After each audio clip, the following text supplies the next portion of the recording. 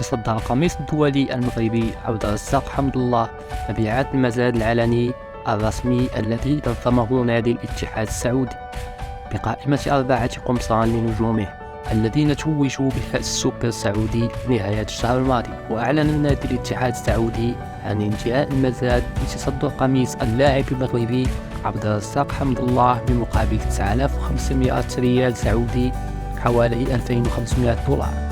وتصدر قميص عبد الرزاق حمد الله قائمة الأغلى في مزاد الاتحاد بعد بيع قميصه في نهائي السوبر بمبلغ 9500 ريال، فيما جاء المصري أحمد حجازي في الوصافة بمبلغ 8000 ريال، بينما حل قميص مارسيلو جوهي في المركز الثالث بعد بيعه بمبلغ 7000 ريال. ثم زكريا موساوي الذي تم بيع قميصه بمبلغ 3000 ريال. وتوج الاتحاد بلقب كأس السوبر السعودي 2022-2023 للمرة الأولى في تاريخه بعد الفوز على الفيحاء في المباراة النهائية بهدفين نظيفين أحرزهما المغربي عبد الرزاق حمد الله.